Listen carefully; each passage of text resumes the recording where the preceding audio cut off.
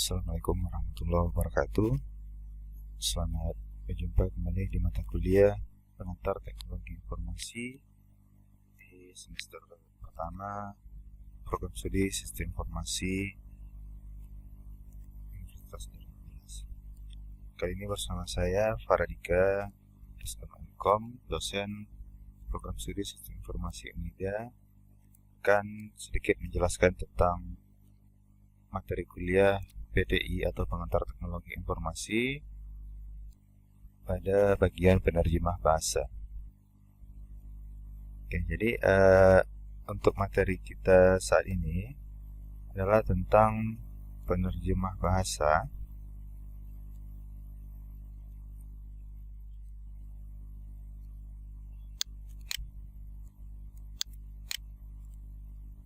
Penerjemah bahasa ini maksudnya adalah sebuah bahasa pemrograman yang digunakan untuk membuat sebuah aplikasi ataupun sistem operasi. Jadi gini, semua yang kita gunakan di komputer, baik sistem aplikasi ataupun sistem operasi, itu semuanya dibuat pakai bahasa pemrograman. Contohnya sistem operasi Linux itu dibuat dengan menggunakan bahasa C.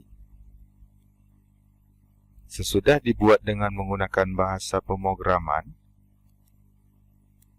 itu setelahnya disebut dengan source code ataupun kode sumber. Kemudian kode sumber perlu diterjemahkan menjadi kode mesin yang berupa deretan angka 0 dan 1. Hal ini perlu dilakukan mengingat komputer hanya mengenal kode biner. Berkas yang berisi kode mesin inilah yang Anda install pada komputer, sedangkan kode sumbernya dipegang oleh pembuatnya. Umumnya, program dibuat dengan menggunakan bahasa pemrograman yang mudah dipahami oleh manusia.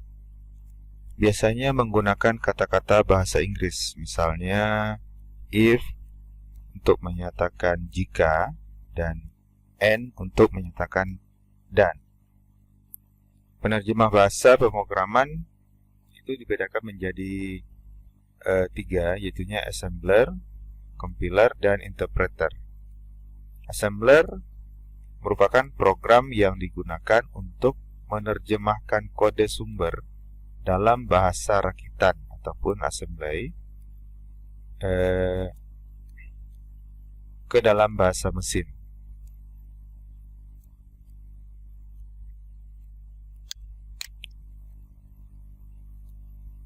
Compiler merupakan program penerjemah yang mengonversi semua kode sumber selain dalam bahasa rakitan menjadi kode objek.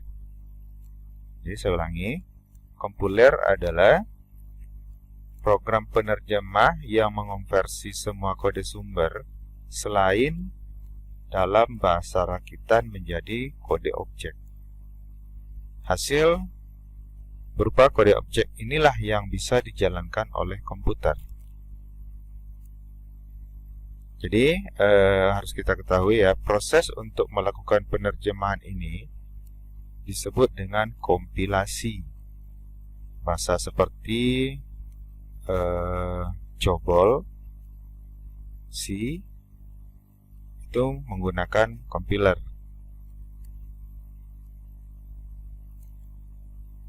Dan sedangkan interpreter yaitunya program yang menerjemahkan per satu instruksi dalam kode sumber dan kemudian segera menjalankan instruksi yang telah diterjemahkan tersebut.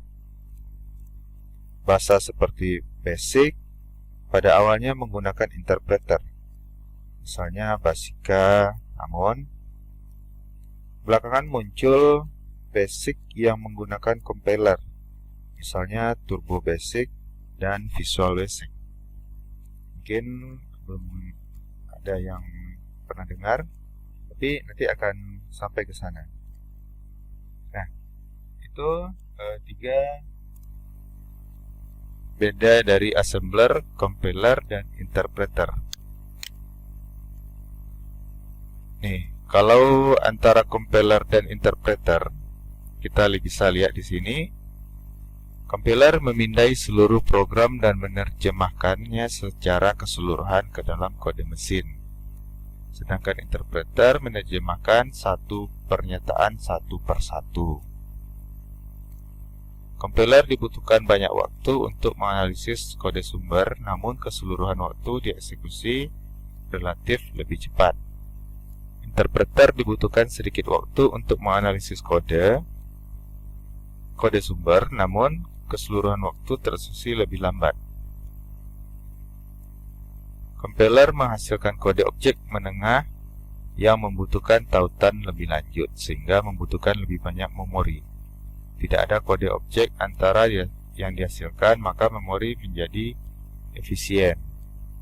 Ini bedanya ya. Yang menggunakan compiler C, C++.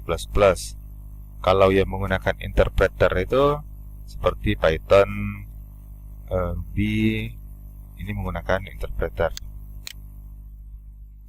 Berikutnya kita masuk ke klasifikasi bahasa pemrograman. Nah, seperti kita ketahui, bahasa pemrograman itu sudah lama adanya. Kita coba lihat satu persatu bahasa pemrograman di generasi pertama, kedua, ketiga, keempat, dan generasi kelima. Bahasa generasi pertama itu bahasa mesin. Generasi kedua rakitan assembly. Kemudian bahasa generasi ketiga bahasa prosedural. Ada Basic, C, Fortran, Pascal. Keempat, bahasa non-prosedural, Focus, Formic, Nomad, Oracle, dan lain-lainnya. Dan yang kelima, bahasa kecerdasan buatan, Prolog, dan lain-lainnya. Nah, pada gambar di atas menunjukkan kecenderungan pergeseran orientasi dalam bahasa pemrograman dari pendekatan yang berorientasi pada mesin menuju pendekatan berorientasi pada manusia. Itu terjadi pergeseran setiap generasi. Kita lihat satu persatu. Pada generasi pertama,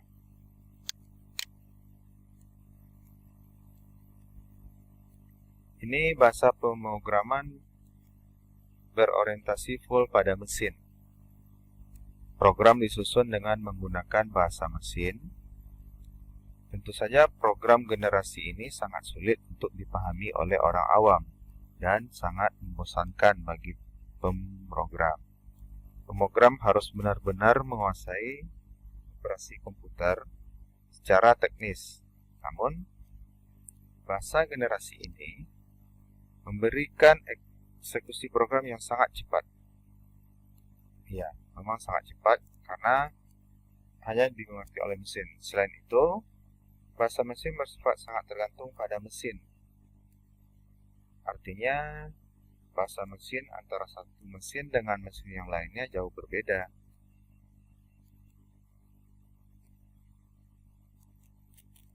Ini contohnya, bahasa pemrograman generasi pertama.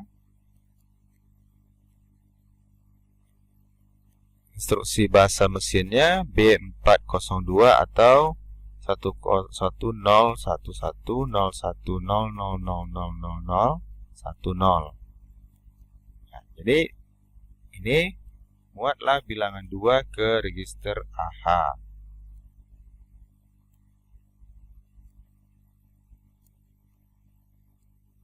Ini untuk generasi pertama.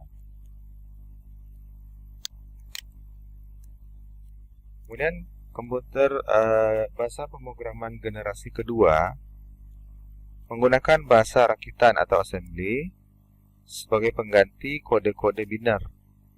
Digunakanlah kependekan dari kata-kata misalnya MOV untuk menyatakan move,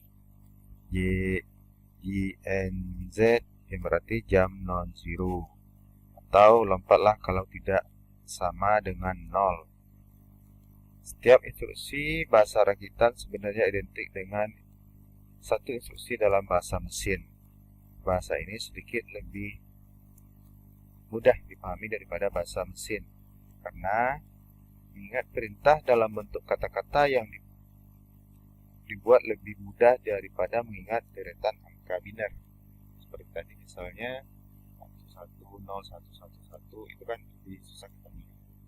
Sekarang ada perintahnya MOV AH 2, berarti buatlah bilangan 2 ke register AH. Itu contohnya. Kemudian bahasa pemrograman generasi ketiga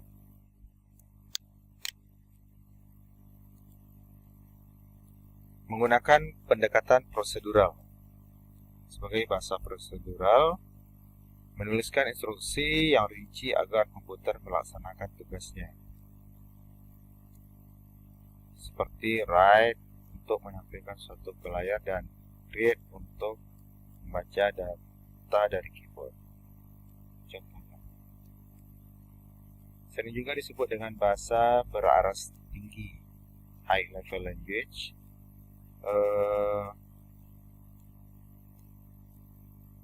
Karena banyak menggunakan kata-kata yang sering digunakan oleh manusia. Contohnya bahasa pemrograman ini adalah ada Algol, C, Basic, COBOL, Fortran, dan Pascal. Berikutnya bahasa pemrograman generasi keempat.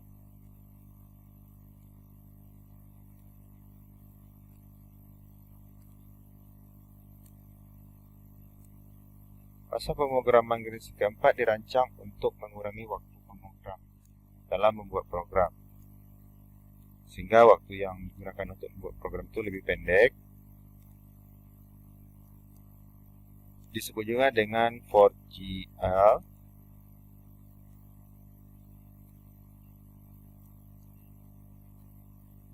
Dan bahasa pemrograman ini bisa digunakan oleh programmer pemula tanpa bantuan pemrogram profesional. Contohnya orang menggunakan atau membuat program dengan Microsoft Access di lingkungan PC.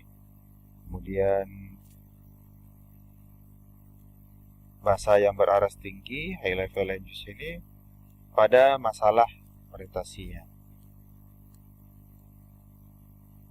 Menggunakan pendekatan non-prosedural.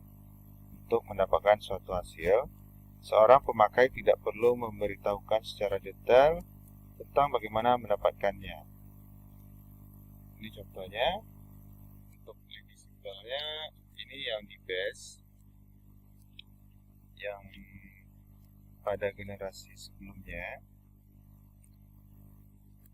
dan SQL untuk yang non-prosedural.